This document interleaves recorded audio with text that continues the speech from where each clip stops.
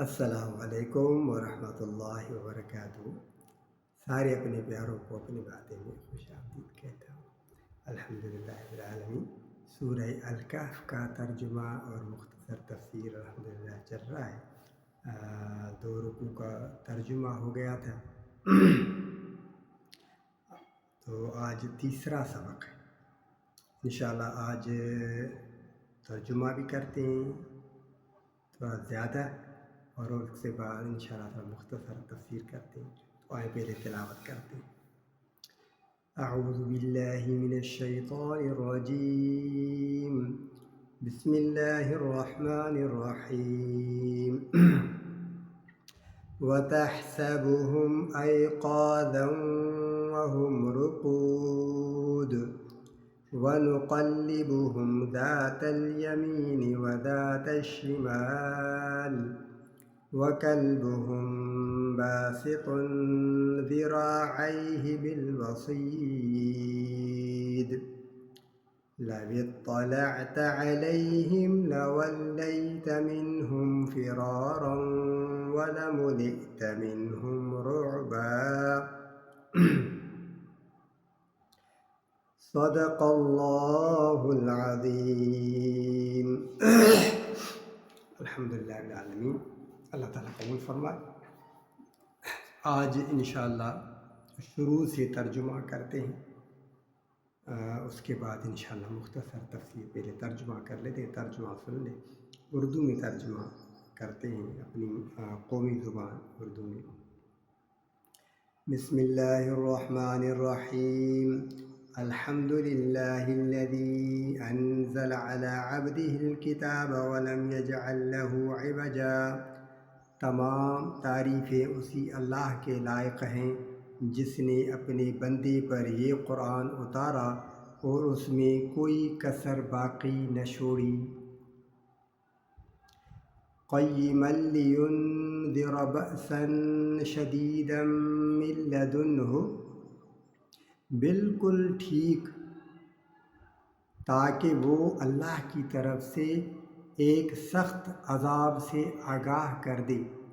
وَيُبَشِّرَ الْمُؤْمِنِينَ الَّذِينَ يَعْمَلُونَ الصَّالِحَاتِ أَنَّ لَهُمْ أَجْرًا حَسَنًا، اور ایمان والوں کو خوشخبری دے دے جو نیک اعمال کرتے ہیں کہ ان کے لیے اچھا بدلہ ہے۔ ایمان والوں کو خوشخبری دے دے جو نیک اعمال کرتے ہیں ان کے لیے اچھا بدلہ ہے۔ ایمان والے جو بھی ہیں، یعنی جنہوں نے بھی کلمہ پڑھا ہے لا الہ الا اللہ محمد الرسول اللہ، تو اب ان کے لیے ضروری ہے کہ وہ نیک اعمال کریں۔ نیک اعمال کرنا ضروری ہے۔ ماکثین فیہ ابدا، وہ اس میں ہمیشہ رہیں گے۔ وَيُنذِرَ الَّذِينَ قَالُوا اتَّخَذَ اللَّهُ وَلَدًا، اور ان لوگوں کو ڈرا دے جو کہتے ہیں کہ اللہ نے بیٹا بنایا ہے۔ مَا لَهُم بِهِ مِنْ عِلْمٍ وَلَا لِآبَائِهِمْ، ان کو اس بات کا کوئی علم نہیں اور نہ ان کے باپ دادا کو۔ کبرت کلمۃ تخرج من افواہہم، یہ بڑی بھاری بات ہے جو ان کے منہ سے نکل رہی ہے۔ ان یقولون الا کذبا، وہ صرف جھوٹ کہتے ہیں۔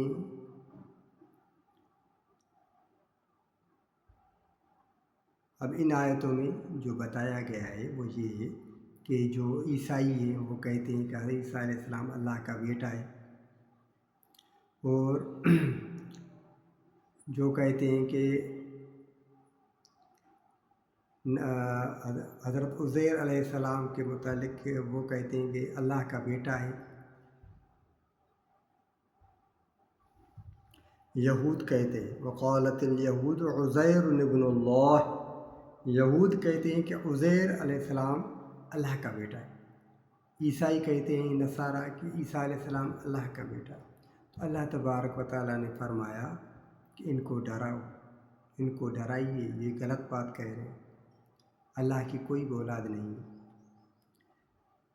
ان آیتوں میں یہ بتایا گیا ہے فَلَعَلَّكَ بَاخِعٌ نَفْسَكَ عَلَىٰ آثَارِهِمْ إِن لَّمْ يُؤْمِنُوا بِهَٰذَا الْحَدِيثِ أَسَفًا إِنَّا جَعَلْنَا مَا عَلَى الْأَرْضِ زِينَةً لَّهَا لِنَبْلُوَهُمْ أَيُّهُمْ أَحْسَنُ عَمَلًا۔ شاید آپ ان کے پیچھے غم سے اپنے آپ کو ہلاک کر ڈالو گے اگر وہ اس بات پر ایمان نہ لائے، اگر وہ اس بات پر ایمان نہ لائے۔ حضور کریم صلی اللہ علیہ وآلہ وسلم، ہمارے آقا حضرت محمد مصطفیٰ، سب کہیں صلی اللہ علیہ وآلہ وسلم، ہمارے آقا صلی اللہ علیہ وآلہ وسلم بہت پریشان ہوتے تھے جب کفار مکہ کے قریش سردار آپس میں مل کر بیٹھتے تھے اور مشورے کرتے تھے، پلاننگ کرتے تھے، میٹنگ کرتے تھے کہ کس طرح روکیں اس نبوت کے پیغام کو، ہم کس طرح روکیں۔ جو نبی کریم صلی اللہ علیہ وسلم قرآن عظیم پڑھتے تھے، سب کو سناتے تھے، تو ان کو غصہ آتا تھا۔ کفار کو آپس میں مل کر بیٹھتے تھے، میٹنگ کرتے تھے، پلاننگ کرتے تھے، تو حضور کریم صلی اللہ علیہ وآلہ وسلم کو بڑی تکلیف ہوتی تھی۔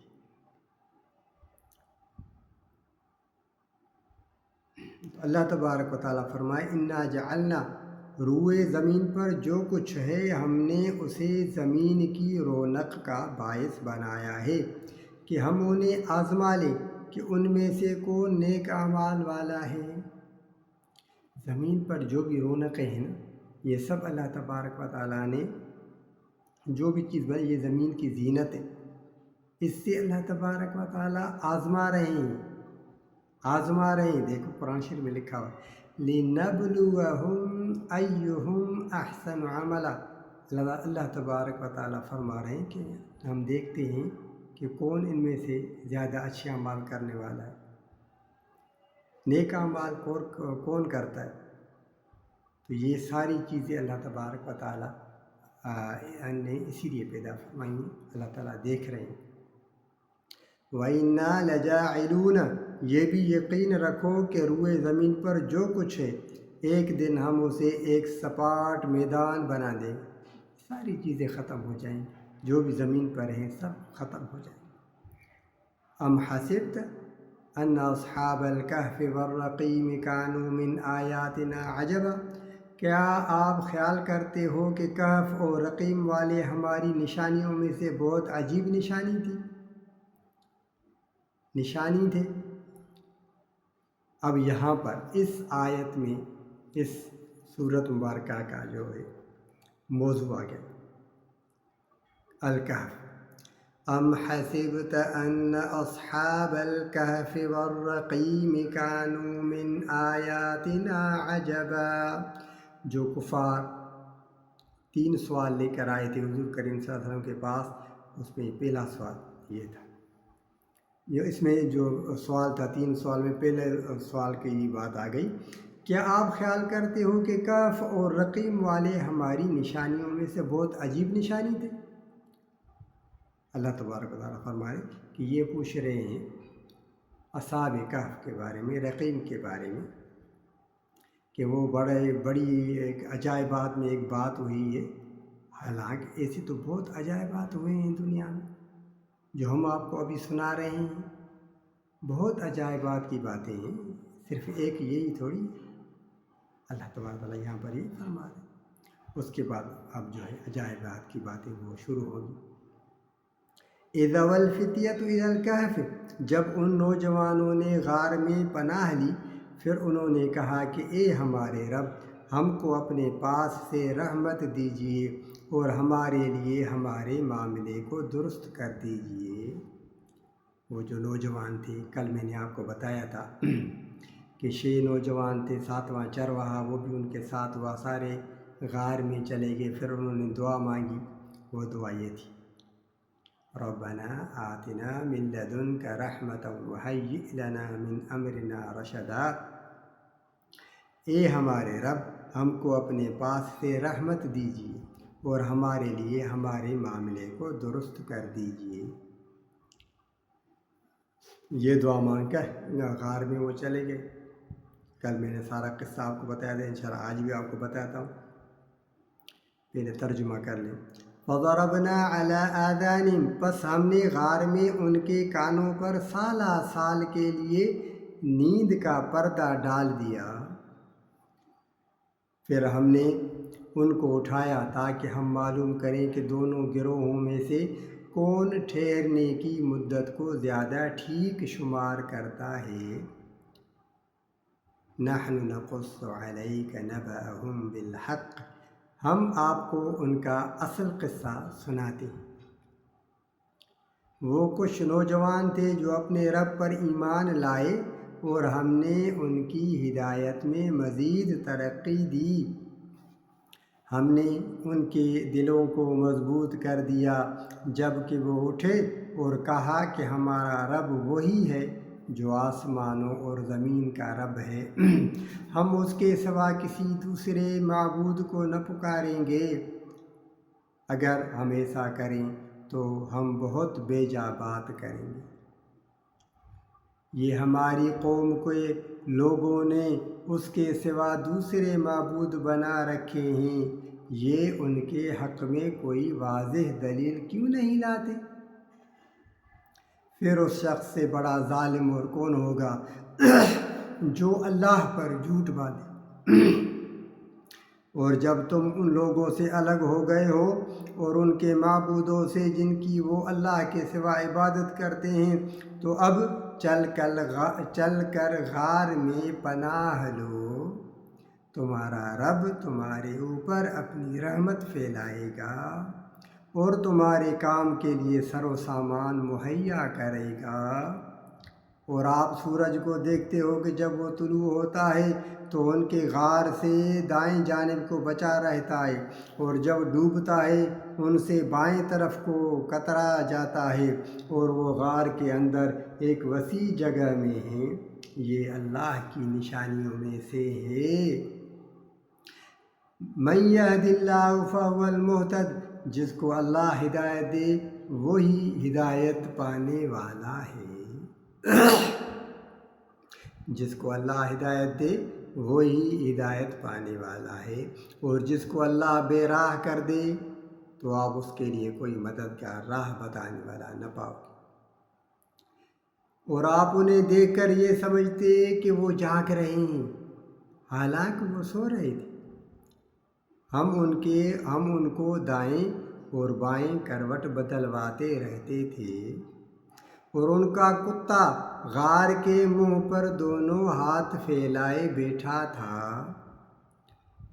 اگر آپ ان کو جھانک کر دیکھتے تو ان سے پیٹھ پھیر کر بھاگ کھڑے ہوتے اور آپ کے اندر ان کی دہشت بیٹھ جاتی۔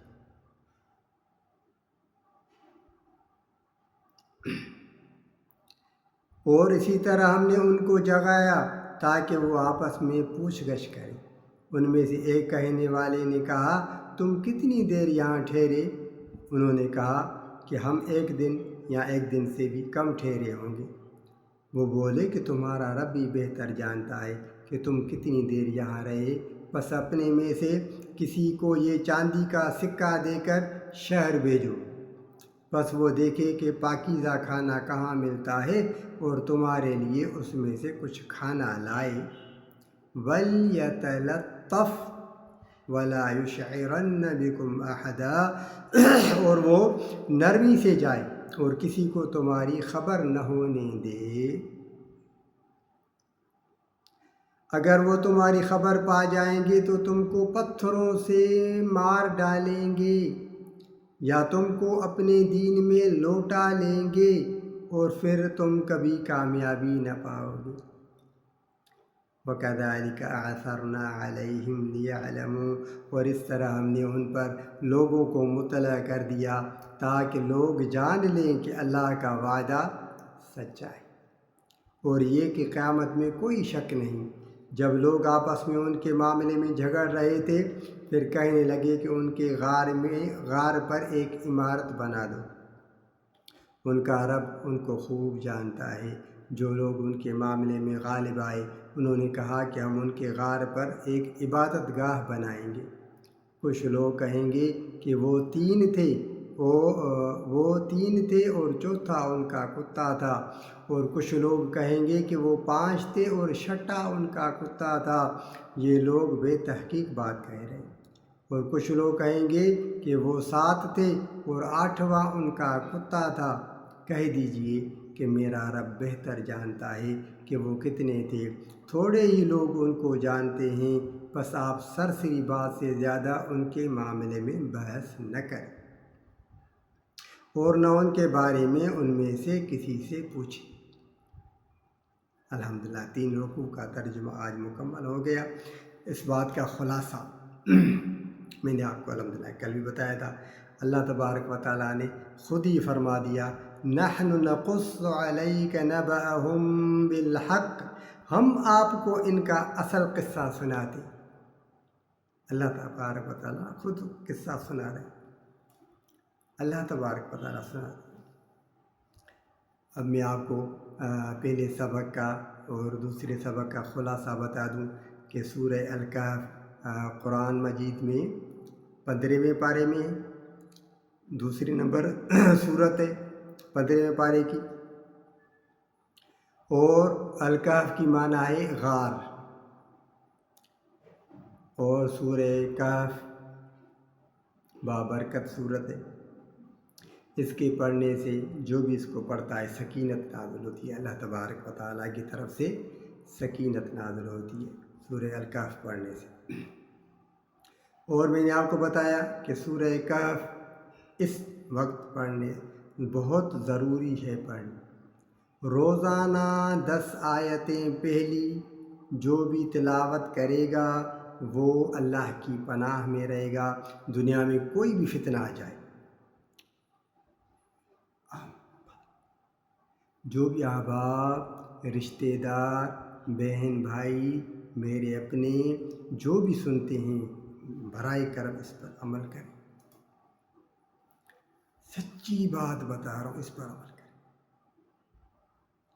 مرد حضرات ہیں، خواتین ہیں، اس میں ہمیں کوئی بھی سستی نہیں کرنی چاہیے کہ جو بھی صبح کو سورہ کہف کی پہلی 10 آیتیں تلاوت کرے گا، روزانہ کرنی چاہیے، وہ اللہ کی پناہ میں آ جائے گا۔ دنیا میں کوئی بھی فتنہ آ جائے، اس دن کوئی بھی فتنہ آ جائے، جس نے سورہ کہف کی پہلی 10 آیتیں تلاوت کی ہیں وہ اللہ کی پناہ میں، اس کو کچھ بھی نہیں۔ تو ہمیں جو بھی سن رہے ہیں مرد حضرات، خواتین، میں آپ سے التجا کرتا ہوں کہ روزانہ سورہ الکہف کی 10 آیتیں تلاوت کیا کریں، ہمیں کرنی چاہیے، ہم کریں، اپنے بچوں کو بھی کہیں، روزانہ یہ سورہ کہف کی 10 آیتیں تلاوت کرنی چاہیے، اور جمعے کے دن پوری سورہ کہف کی تلاوت کریں۔ میں نے آپ کو پہلے 2 سبق میں بتایا کہ جو بھی حدیث شریف میں آیا ہے کہ جو بھی سورہ کہف کی پہلی 10 آیتیں اور آخری رکوع والی آیتیں 10 آیتیں تلاوت کرے گا، اس کے قدموں سے لے کر سر تک نور ہوگا۔ اور جو جمعے کے دن سورہ کہف کی تلاوت مکمل سورہ کہف کی تلاوت کرے گا، اس کے لیے جہاں بیٹھا وہ تلاوت کر رہا ہے، مرد ہیں یا عورت ہیں، بچے ہیں یا بڑے تلاوت کر رہے ہیں، وہاں سے لے کر آسمان تک اس کے لیے نور ہوتا ہے، اور وہ 8 دن تک ہوتا ہے۔ کتنے دن ہوتا ہے؟ 8 دن تک نور اس کے لیے ہوتا ہے۔ جو بھی سورہ کہف کی جمعے کے دن تلاوت کرتا ہے، مرد ہے یا عورت، بچہ یا بڑا، 8 دن تک پوری دنیا میں اگر کچھ بھی فتنہ فساد ہوا، یہ پڑھنے والا اللہ کی پناہ میں ہوگا، اس کو کچھ کتنی بڑی بات آئی نا۔ ہمارے آقا حضرت محمد مصطفیٰ صلی اللہ علیہ وآلہ وسلم نے ہم سب کو بتائی، تو ہم سب کو اس پر عمل کرنا چاہیے۔ سورہ کہف کی پہلی 10 آیتیں روزانہ تلاوت کرنی ہے، آخری آیتیں روزانہ تلاوت کرنی ہے، اور جمعے کے دن پورے سورہ کہف کی تلاوت کرنی ہے۔ جو بھی مرد حضرات، خواتین، بچے، بڑے اپنے جو سن رہے ہیں اس پر عمل کریں اور مجھے ضرور بتائیں، اور سورہ کہف کی پہلی 10 آیتیں یاد کر لیں۔ اس کا فائدہ میں نے آپ کو کیا بتایا تھا؟ جو بھی مہربانی کر کے مجھے میسیج ضرور بتایا کریں۔ سورہ کہف کی پہلی 10 آیتیں جو بھی یاد کرے گا، بچہ یا بڑا، مرد یا خواتین، عورت، جو بھی یاد کر لے گا وہ دجال کے فتنے سے محفوظ رہے گا۔ جس کو بھی 10 آیتیں سورہ کہف کی پہلی یاد ہوں گی، اور جو تلاوت کرے گا روزانہ، صبح کو 10 آیتیں روزانہ اس کا معمول ہو، 10 آیتیں تلاوت کر لے گا، وہ دجال کا بھی فتنہ آ جائے گا نا، پڑھنے والا محفوظ۔ یہ میسیج کر کے مجھے ضرور بتائیں کہ پہلی 10 آیتیں یاد کرنے سے کیا فائدہ ہے، اور پہلی 10 آیتیں روزانہ تلاوت کرنے سے جو روز تلاوت کرے گا اس کو کیا فائدہ ملے گا؟ دجال کے فتنے سے محفوظ رہے گا، جس نے روزانہ 10 آیتیں تلاوت کر لیں۔ اب یہاں پر یہ بات اور بھی آپ کو بتاؤں کہ اس سے ہمیں کیا سبق ملا۔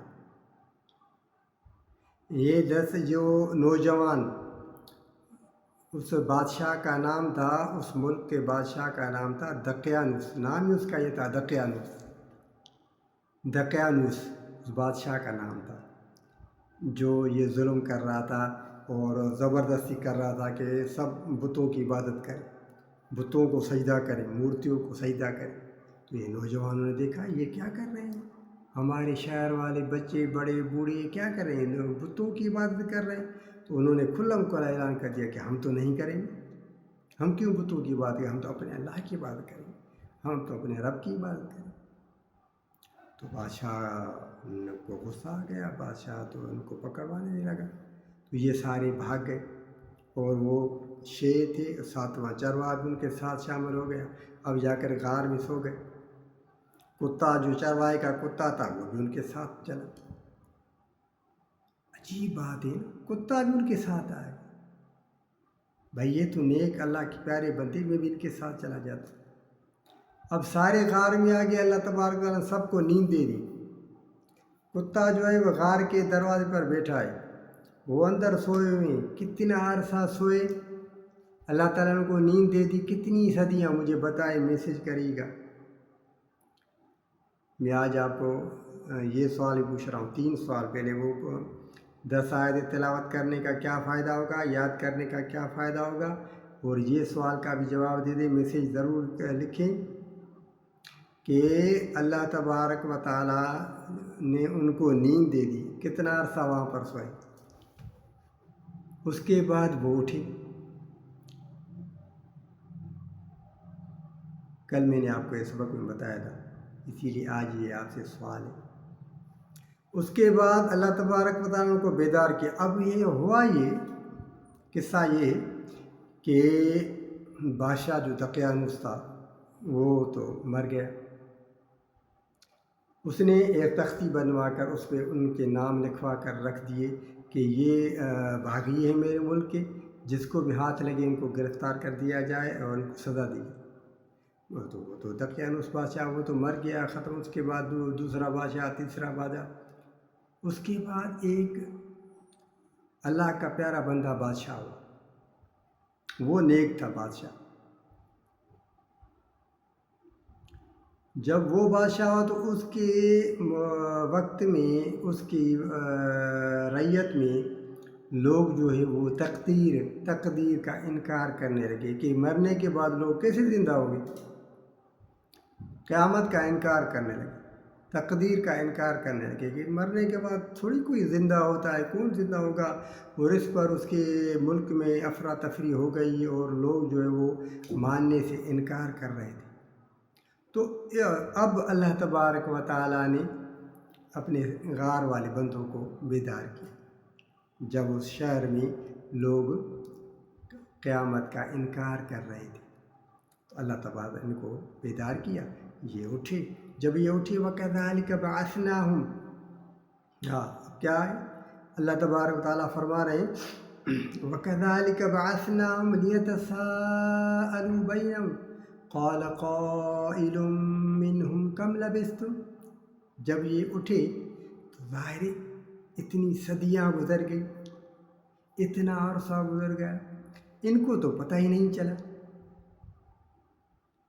یہ تو سوئے ہوئے تھے، صدیاں گزر گئی صدیاں، اور ان کے جسم کو بھی کچھ بھی نہیں ہوا، نہ ان کے جسم خراب ہوئے، نہ ان کے جسم کو کوئی تکلیف پہنچی، جیسے آدمی صبح کو سوتا ہے اور دوپہر کو اٹھتا ہے، صدیاں گزر گئی ہیں۔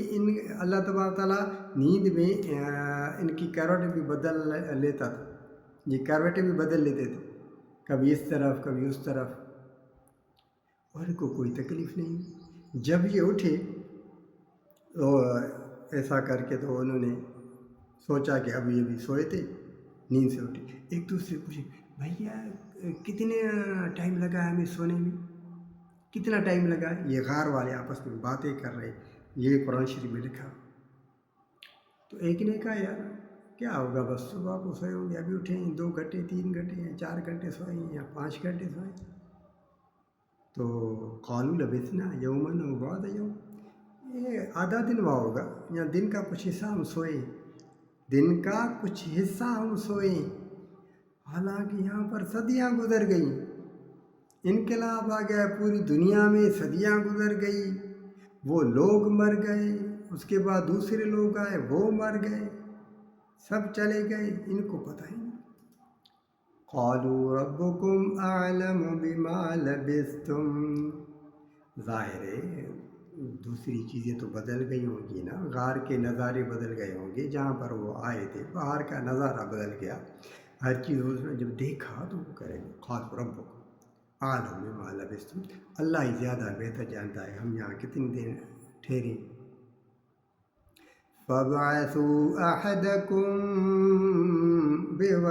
بِوَرِقِكُمْ هَٰذِهِ إِلَى الْمَدِينَةِ فَلْيَنظُرْ أَيُّهَا أَزْكَىٰ طَعَامًا۔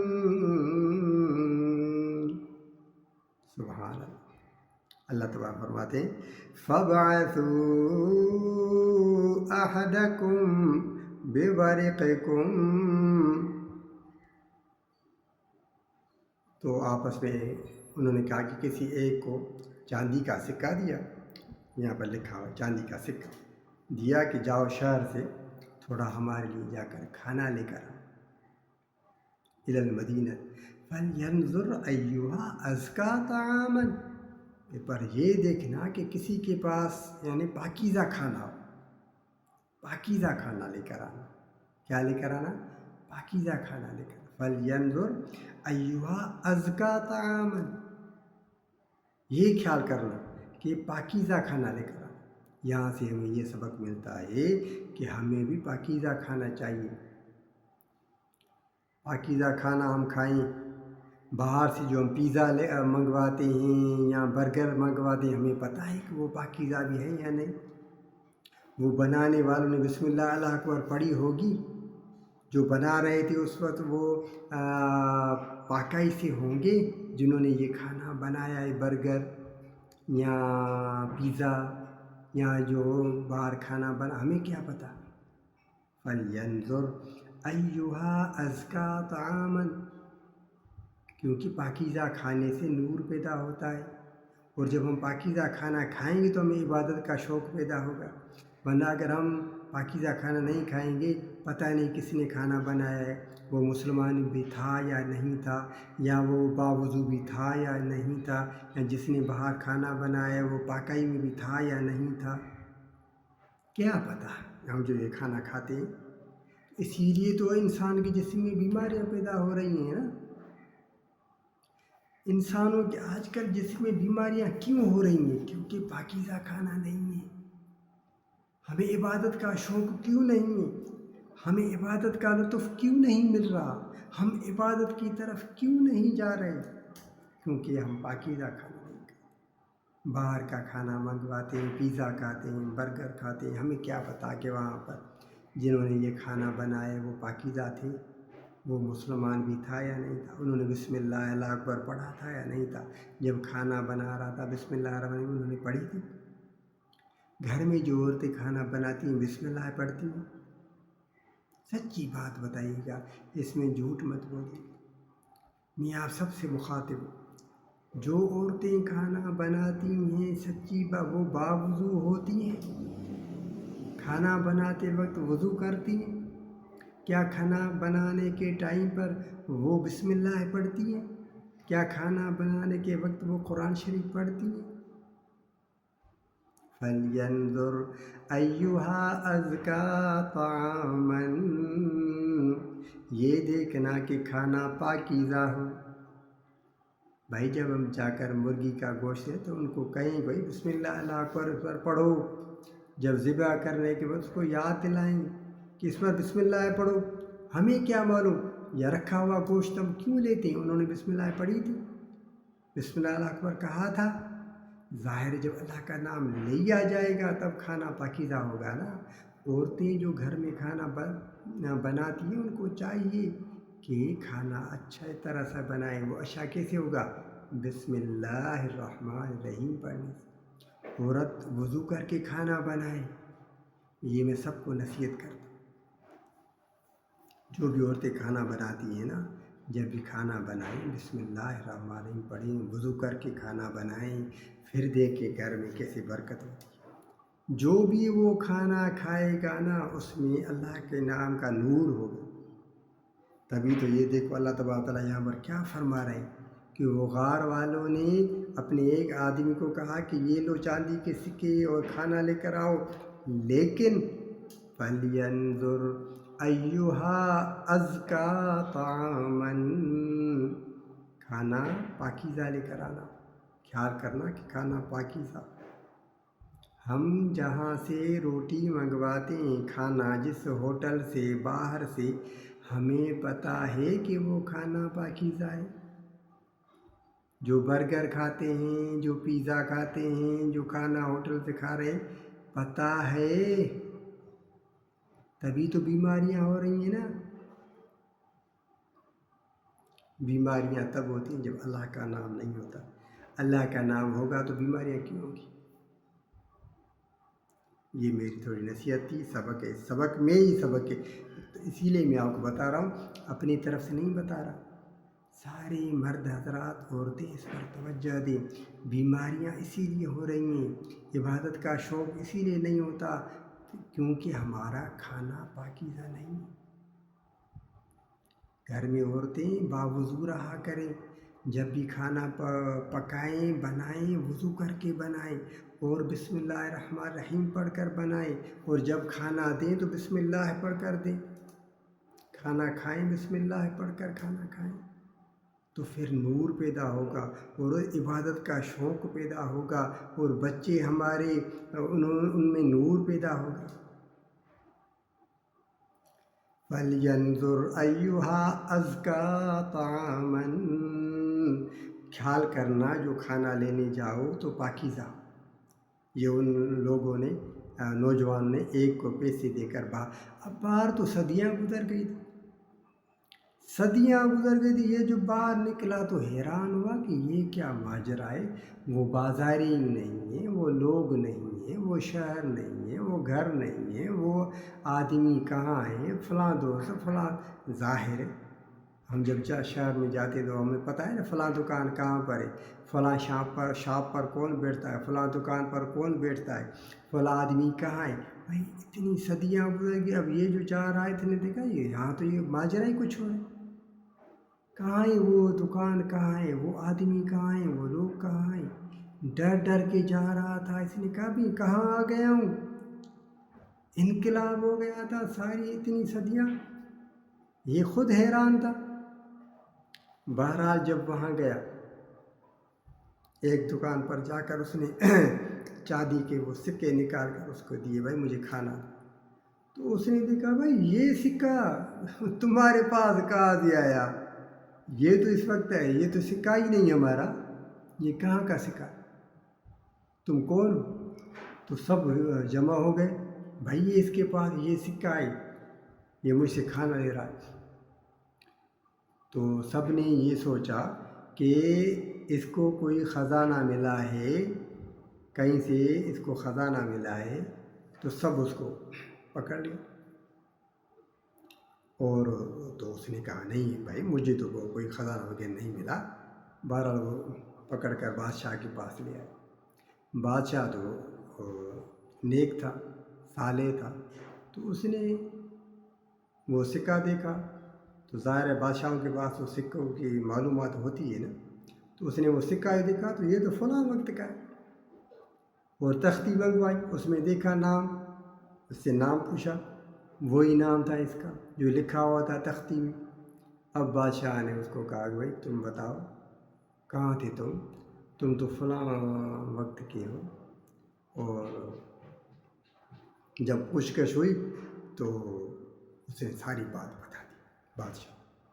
تو بادشاہ کے اس وقت تو رعیت میں یہ ہو رہا تھا کہ لوگ فساد برپا کر رہے تھے اور قیامت کو نہیں مان رہے تھے، وہ یہ انکار کر رہے تھے کہ زندہ مرنے کے بعد لوگ کیسے زندہ ہوں گے۔ تو اللہ تبارک و تعالیٰ نے یہ دکھا دیا کہ اتنی صدیاں گزرنے کے بعد یہ آدمی ہمارے سامنے، اور پھر سب کو لے کر بادشاہ وہاں غار پر آ کر پہنچا۔ سارے شہر والے سب جو ہے وہ جمع ہو گئے، آئے تو وہ سب نوجوان وہاں پر تھے، وہی حسین جمیل ان کے، اب وہی جسم، وہی جو ہے وہ عمر ان کی، اور جو ہے ہر چیز اچھی طرح سے سب نے دیکھا۔ پھر ان نوجوانوں نے اپنا سارا قصہ سنایا، بتایا، تو اللہ تبارک و تعالیٰ نے قدرت دکھا دی کہ اتنی صدیاں گزرنے کے بعد میں نے ان کو صحیح سلامت رکھا ہے، اور یہ صحیح سلامت آپ کے سامنے ہے۔ اب میں نے ان کو جو بیدار کر دیا، اس طرح جو مر جاتے ہیں میں ان کو زندہ کروں گا، قیامت بھی اسی طرح ہوگی۔ یہی لکھا ہے یہاں پر قرآن شریف۔ وَأَنَّ السَّاعَةَ لَا رَيْبَ فِيهَا، قیامت میں کوئی شک نہیں۔ جب لوگ آپس میں ان کے معاملے میں جھگڑ رہے تھے، پھر کہنے لگے کہ ان کے غار پر ایک عمارت بنا دو، تو پھر وہ جو نوجوان تھے انہوں نے بادشاہ سے اجازت مانگی، پھر جا کر اسی جگہ پر سو گئے، تو اللہ تعالیٰ نے پھر ان کو موت دے دی۔ وہیں پر وہ سو گئے، پھر ان کو موت آ گئی اور وہیں پر وہ مر گئے۔ پھر بادشاہ نے سب نے مل کر وہاں پر مسجد بنا دی۔ ان کا قصہ یہاں پر مکمل ہوا۔ وہ جو کتا تھا، آتا ہے روایت میں کہ قیامت کے دن اللہ تبارک تعالیٰ اس کو بھی انسان بنائے گا، انسان بنا کر اس کو اٹھائے گا۔ حضرت شیخ سعدی رحمۃ اللہ علیہ فرماتے ہیں کہ حضرت نوح علیہ السلام اللہ کے نبی ہیں، ان کے بیٹے نے انکار کر دیا، وہ کافر ہو گیا۔ یہ کتا جو ہے یہ اللہ کے پیارے بندوں کے ساتھ چلا گیا غار میں، اللہ تعالیٰ قیامت کے دن اس کو انسان بنا کر اٹھائے اور ان کو جنت میں جگہ ملی۔ تو یہ ہوتی ہے ساری بات کی جو خلاصہ ہے، اس پوری بات کا خلاصہ ہمیں کیا سبق ملا؟ سبق یہ ملا، آگے بہت اور بھی قصے آئیں گے، اور تو یہ خلاصہ یہاں پر یہ ہے کہ اس دور میں جب بھی ایمان پر کوئی ڈاکہ ڈالے، فتنہ برپا ہو جائے کہ بھائی اپنے دین سے ہٹ جاؤ، ظاہر ہے اب دجال کا فتنہ آنے والا ہے، اور بھی فتنے ہیں یہاں پر اس دنیا میں، تو ہمیں اپنا ایمان بچانا ہے۔ اس واقعے سے ہمیں یہ سبق مل رہا ہے، سورہ کہف پڑھنے کا مقصد بھی یہی ہے کہ ہمیں اپنا ایمان بچانا ہے۔ اس وقت آپ کو دیکھیں کہ کہیں پر ایمان ہے، ہر ایک منٹ کے بعد فتنہ، ہمارے ہاتھوں میں فتنہ ہے۔ آپ دیکھیں موبائل ہر ایک کے پاس ہے، موبائل ہر ایک کے پاس ہے، یہ بڑے میں بڑا فتنہ ہے، بڑے میں بڑا فتنہ موبائل ہے۔ ہم بس ٹچ کرتے ہیں، موبائل کھل جاتی ہے، اس میں کیا ہوتا ہے؟ موبائل میں کیا ہے؟ گناہ ہی گناہ ہے موبائل۔ ہمارے بچے، ہمارے بڑے، ہمارے مرد حضرات، ہمارے خواتین جو موبائل میں فتنہ ہی فتنہ ہے. ہر ایک گھر میں بھی بڑے فتنے، گھر کے باہر بڑے فتنے. تو اس سے سبق یہ مل رہا ہے کہ ہم اپنی غار میں چلے جائیں، اپنا ایمان بچائیں. پوری دنیا کو چھوڑ دیں لیکن ایمان بچائیں، کیونکہ انسان کا سب سے بڑے میں بڑا خزانہ ایمان ہے. ایمان ہوگا تو انسان اس دنیا سے چلے جانے کے بعد اس کو بقا والی زندگی ملے گی. اگر ایمان ہی نہیں ہے تو اس دنیا سے چلے جانے کے بعد پھر تو انسان کی پوری زندگی تباہ ہو گئی. انسان کیا کرے گا جب اس دنیا سے چلا جائے گا؟ اگر ایمان نہیں ہوگا تو پھر تو حسرت ہی حسرت. تو اس سے سبق ملا کہ ہمیں ایمان بچانا ہے.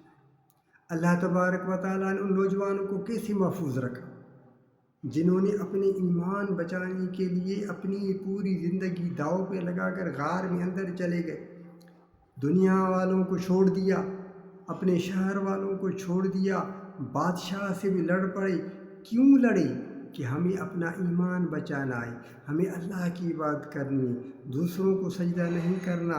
اسی لیے غار میں اندر چلے گئے. اللہ نے ان کی حفاظت کر دی، اتنی صدیاں ان کو صحیح سلامت رکھا.